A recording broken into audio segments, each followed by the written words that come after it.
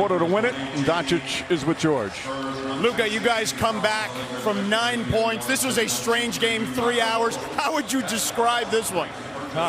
It was strange. They have an amazing team. They only lost 1 game.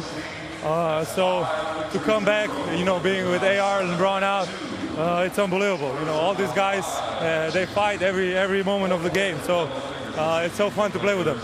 To your point, your big man DeAndre Ayton has had a fantastic game and a fantastic start to the season. Marcus Smart was everywhere you needed him to be. Baseline out of bounds. Yeah, the baseline out of bounds aside, but just what do you say about those guys and their play? I mean, it's unbelievable. Like I said before, they're fighting like crazy. DA has been having an amazing start. Smart helps everybody on the court. So like I say, it's so much fun to play with those guys. And I'm just happy to get a win. You guys did a fantastic job defensively on Wembanyama. Before the game, I don't know if you know this, he said that you're the hardest guy to scout because you've mastered the game. What is it like to compete against someone like him? I mean, it might be him. He's the hardest guy to scout because he's unbelievable, He moves like that at 7'5", 7'4", whatever it is. It's just unbelievable. Shot making, play making. Those games are fun, man. Going against him, a lot of respect, a lot of love. So those games are fun. All right, last one. I know you and Austin have some fun trash talk back and forth. What's he going to tell you tonight? Make my free throws. All right, Luka, congratulations. You already told me. All right, congratulations. Mike? All right, George. The Lakers now 7-2 on the season. They've won 7 of their last 8. And Luka Doncic continues his historic start. The first 5 games just piling up the points, doing a pretty good job with the assists and rebounds as well. Didn't play the last game, but comes back with another terrific performances.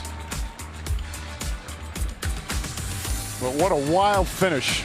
Lakers looked like they had it all sealed, but then a play you rarely see called, a violation on the inbounds. Marcus Smart never got out of bounds completely, and they inbounded the ball in their front court. A foul on the play, 2 free throws, a chance to tie it up. Champagnie, though, missed the first free throw and tried to miss the second one. He did. Keldon Johnson had an opportunity to tie it, but it was not meant to be. And the Lakers hold on and win.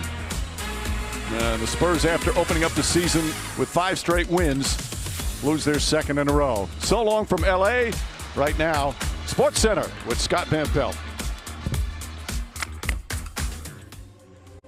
A wise man once told me, Scottino, you got to make your fouls. Hi there, welcome. It's Sports Center from the nation's capital. I'm Scott Van Pelt. Great night of basketball across the NBA. Michael Malone standing by with some early season surprises, both good and bad. We'll head right back to L.A. in just a moment to talk to Tim Legler.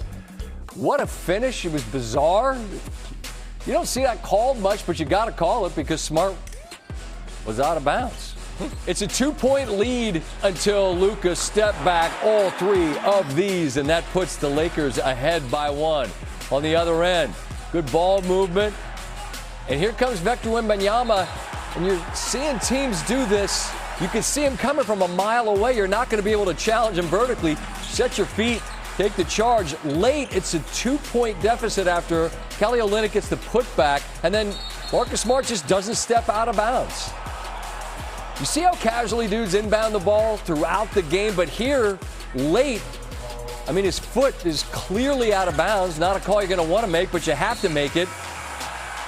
They get the inbound after a deflection. Olynyk, a perfect pass, and Champagnie almost gets the tip. He goes to the line. He's a good free throw shooter. Steve, what'd I say in the studio? Missed it first. I said he'd missed the first. He did, and then remarkably, they get the miss where Keldon Johnson gets his hand on it for the tip that doesn't go. So pretty much everything goes wrong from the Lakers inbound to the 2 tip chances the Spurs had where they did a great job to get the looks but weren't able to cash them. And as a result, the Lakers are 7-2, second in the West behind the defending champion Thunder, and that's all without LeBron for the moment. No team has ever played this well without him to start a season, and we go out to Los Angeles and Tim Legler. And Legs, the end was nuts, man, as I just described in the highlight. Like, you don't want to call it, but you have to. And then The Spurs get not one but 2 looks on the tip. That never happens. I'd say they did as good a job as you could to get the look without cashing it in. I mean, you never see that across the board, do you? Well, I say the Lakers dodged multiple bullets. That's probably an understatement. When you look at what they did at the end of this game, I'm saying to myself, if Champagnie makes those free throws, they go to overtime and the Spurs win the game. I mean, you're talking about anatomy of a collapse at the end of a game. All you have to do is inbound the ball if you're Marcus Smart. Anybody touches it on the floor, you go get your 2 free throws, less than a second to play, you're going to win the game. Instead, that happens. They get beat on a cut to the rim, but the Spurs ultimately couldn't make those free throws, and the Lakers get a win. A win that didn't look probable to me, Scott, at the beginning of the fourth quarter. The Lakers' offense had really bogged down. Spurs were rolling at that time, but the Lakers flipped the script in the fourth quarter, and they get a win to get to 7-2. And Luka goes for 35, and we all saw the pictures in the summer where, all right, cool, he's going to get dedicated to fitness, and you see it on the floor. I'm interested in the seat that you have and what looks different about the game he's playing as a result of carrying less weight with him.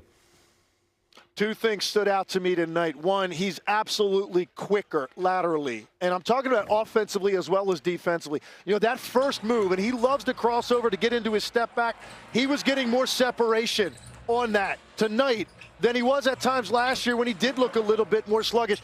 And then I thought the other area was there were plays defensively that he made where he shot gaps on passing lanes, where he rotated over to help one of his teammates on penetration. He wasn't making those plays defensively a year ago. I asked him before the game, you know, what really did feel different for him physically, and he said the number one thing was stamina. He's able to play longer spurts with a higher level of intensity than he could a year ago, and you did see that tonight.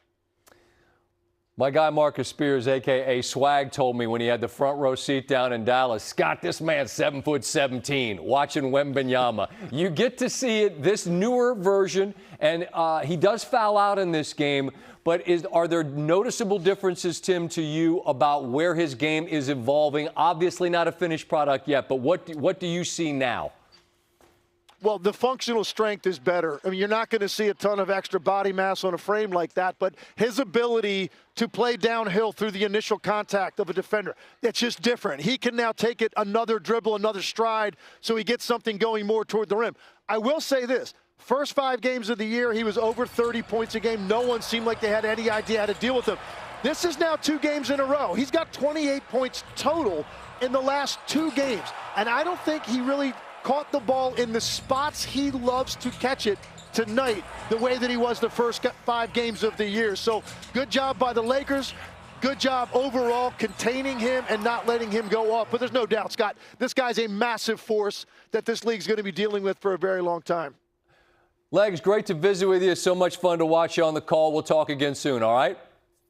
Absolutely. You got it. All right, we say so long to Tim Legler and welcome DeAndre Ayton to the show. Kind enough to wait through me and Tim talking. And DeAndre, you just heard the 2 of us talking about the big fella that you go up against. And you're a big man yourself and you had a great game, but there's just times where it's wild to see someone as big as you just look like, all right, I can't get this shot off, and you kick it out and it works. But what's it like going up against someone has that kind of reach?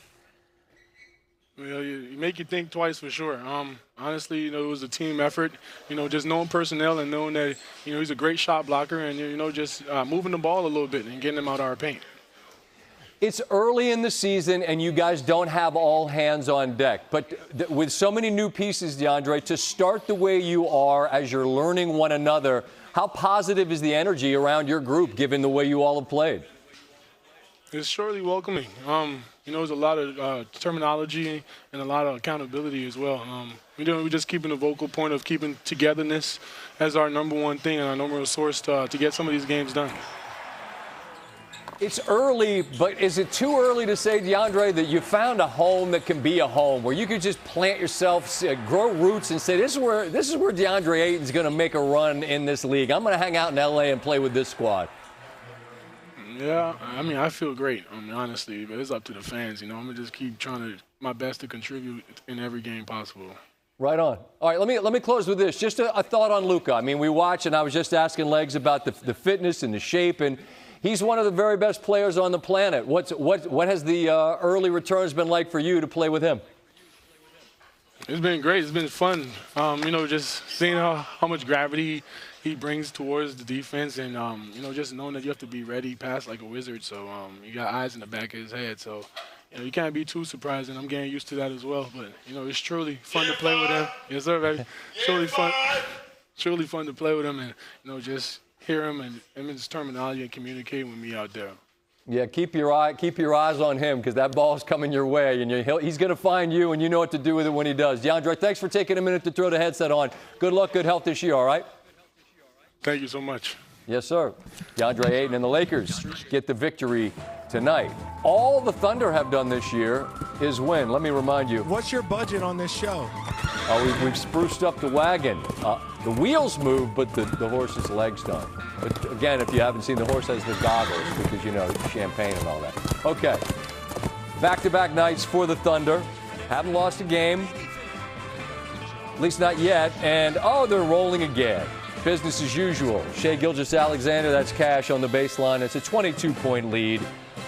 Drew Holiday pulls, bottoms. After trailing by as many as 22, Trailblazers are within 8. Now a one-point game in the fourth. Holiday in the paint.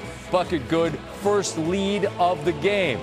On the other end, the MVP cannot let him get to that spot in rhythm. That three puts the Thunder back in front. Jeremy Grant on the other end. Right back and shoot. Challenging Hartenstein. Blazers on top by 1. Now it's a 5-point lead. Holiday, step back, bottoms. Blazers lead by 8. Thunder down 6. A.J. Mitchell's been showing out in his minutes early. What a beautiful left off glass. Makes the free throw, and it's a 3-point game. Last chance for the Thunder. Isaiah Joe catch and shoot. No. Rebound out. Wallace has got it. Good look to find a man that can bury it. He hits the deck looking for the foul call. Let's look. Would have been a 2 anyway.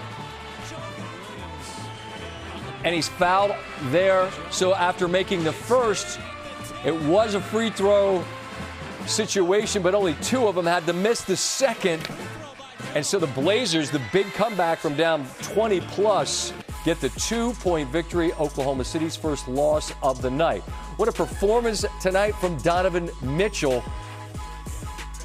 The motivation for it is I guess it's the world we're living in these days. Mitchell down the lane early, and they jump the Sixers and lead by 10.